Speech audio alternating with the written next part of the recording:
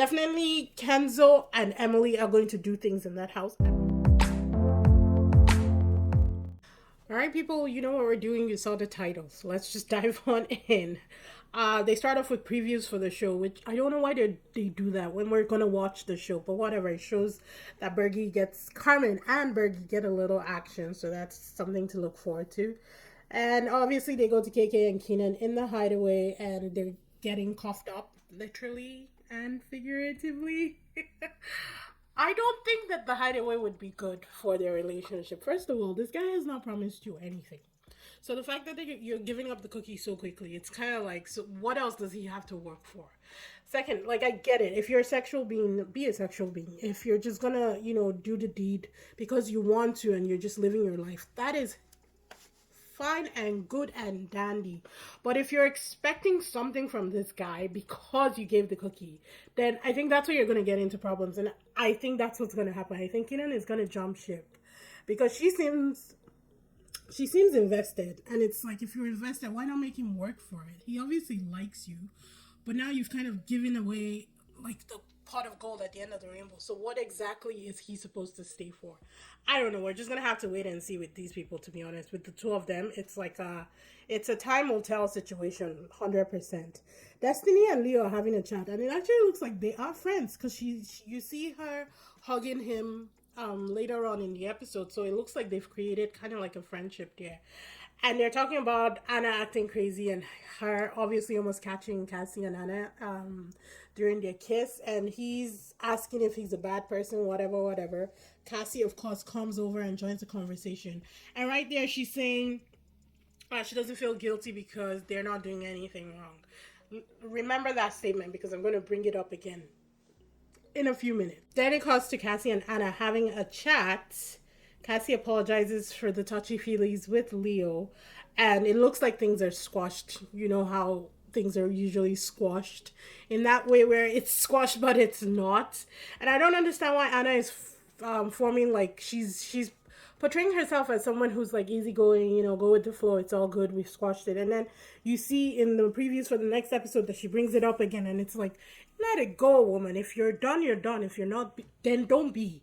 But don't say you're okay with something and then keep bringing it up. It's like, we just don't want a repeat of the Mitch and Abby situation all over again. It's way too early for that in USA. Anyway, Cassie said that she was feeling guilty and it's not her character. But like I said, she was just telling Leo and Destiny that they were not doing anything wrong. So it's like, which is it, Cassie? Like, which is it? I'm not even bothered that Cassie and Leo are together. Like, I don't even mind. I don't like the way they went about it, but this is Love Island. This is what you do. You look for your option. You look through the options to decide who your perfect match is going to be, right? All I was bothered about was how they went about the situation. So I don't expect them to keep explaining themselves to anybody. If people are okay with them being together, then be okay with them being together. Let's move on, please. Bergie has a chat with Hannah because he's feeling down and he was in denial about the whole Carmen situation and now has to actually accept it. I feel really bad for Bergie, and I don't know, he reminds me of Shubi from The Circle. It's not the same scenario, but he's lovable like that. Shubi was the guy who didn't know anything about social media or like social media. He knew about technology, but he didn't know about social media. And by the end of it, he was like this social media guru, and everybody loved Shubi. Everybody really liked Shubi because Shubi was 100% authentic and himself. He didn't do so well in season 3 or 4, whenever he came back. But in his season, he was perfection, and we all love Shubi because he was such a down to earth, innocent person, and that's who Bergie reminds me of. Hannah chats with Marco to tell him that they are good and that she cares about him and that she's catching feelings. And my man replies, vice versa. Couldn't even be bothered to actually say the words back to her because guess what? He doesn't care. He is not interested. He is here for what he can get and then he's gonna go. I don't know what Hannah is thinking, but you know what? It's fine. Hopefully she gets over the heartbreak real quick and gets moving on with somebody else. But yeah, we all know that it's not gonna end well with this situation. Then the bombshells arrive. Kenzo is 26, Emily is 25, and Jonah is 24. Emily is actually prettier than I remember because she wasn't memorable the first time they showed them 2 episodes ago. But looking at her talking and everything, she's actually a lot prettier than I remember. And she has her eyes set on Keenan, Marco, and Harrison, which is like, okay, all kind of coupled up right now. Harrison is interested in Emily, and I think he's gonna shoot his shot. But not now because she seems to be feeling out the other guys. So he's gonna wait for his opportunity and then shoot his shot. Kenzo is feeling Carmen and Hannah. Game time comes and questions were asked for Kenzo as well, his sexual fantasy, and he said he wants to have sex on a Ferris wheel. Emily was to smooch the eyeliner that she wants to be coupled up, and she chose Bergie. The kiss looked intense, but she said that it wasn't that great, but it wasn't bad. And my question is, why do these girls keep choosing Bergie first only to dump him later? And I don't get that scenario. He's a nice guy. It doesn't mean that we have to treat him like a doormat. I don't understand it. Justice for Bergie, people. Justice for Bergie. Jonah has to ask an eyeliner the truth or dare, and he asks the truth of Destiny and asks her what was the craziest place she's had sex in. It took her a while to answer the question. She seemed like she was tongue tied. More or less, she didn't want to answer the question, but she says Africa, so she just says a continent. She didn't really give specifics. Destiny had to give a lap dance to the hottest eyeliner. She chose Harrison. She's a loyal girl. She will choose the guy that she's coupled up with. Harrison had to have a three-way kiss. He chose Anna and Destiny. Kenzo was supposed to kiss a girl that he's interested in. He chose Carmen, which I was like, what are you doing, Kenzo? That's like the worst decision you could have made. Just because I don't like Carmen. Anna was to give a kiss on the cheek of the eyeliner that gave her the ick. And she chose Cassie, which was the first indication that she had not really squashed their beef, which is like, what are you doing, girl? Whatever. Carmen dares Jonah to kiss his ideal couple, and Jonah kisses Hannah.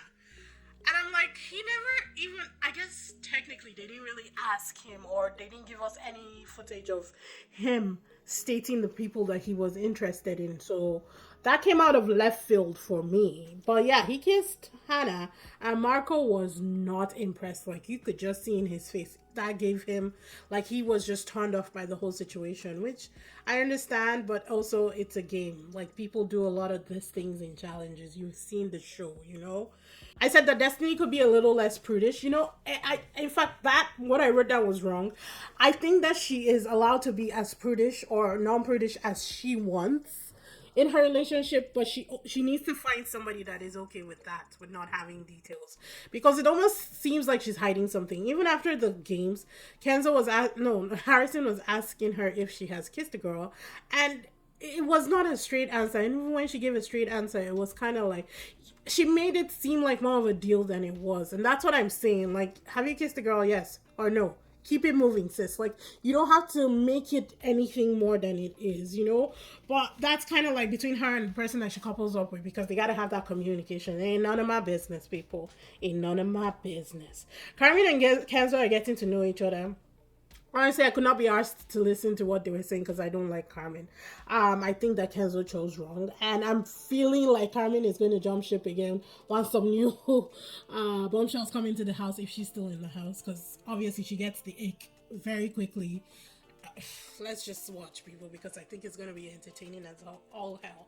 But that black thing of strings that she was wearing was beautiful. She has a beautiful body. The girl is gorgeous. That thing she was wearing was gorgeous, and I really liked it. Emily is worried that Bergie might get too full on too quickly, and so now she wants to get to know Marco, and she pulls him aside to have a conversation. Marco is obviously entertaining the attention. Why wouldn't he? You know, I mean, who doesn't love the attention? And it looks like he is willing to get to know Emily in turn. Anna and Kenzo were talking, and I don't think this guy was interested in that. Or he said that it was calm, but he was not interested. He was definitely way more animated with Carmen than he was with Anna, so I don't see that going anywhere. Then they were having like a three-way conversation. I think Emily, Leo, Cassie, and Carmen, or four-way conversation. We're having a conversation about how Emily really likes Leo, and then Carmen, KK, and some of Destiny. We're also having a conversation on the balcony about how they think that Marco was interested, and Carmen was worried about that. So it looks like the bombshells are really going to bombshell. Definitely Kenzo and Emily are going to do things in that house. I'm not really sure if Jonah is going to be, easy come, easy go. Right now, he doesn't seem to be making any waves. So it's up to Kenzo and Emily to provide that entertainment. And then they show us what's happening in the next episode for tomorrow night. And it looks like Cassie and Anna, that saga is still continuing, which I'm already over. They need to squash it and be done with it.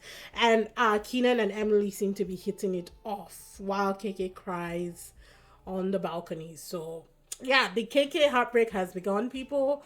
I see it. I see the writings on the wall. I see it coming. There's nothing that's going to prevent that. So we're just going to have to hold it down for our sis on the outside and hope that she finds someone better. I'm actually excited for tomorrow's episode. I think the bombshells being in the house was definitely the right choice to go. So entertainment all the way, people. Loving it. And I will see you in the next one. Bye.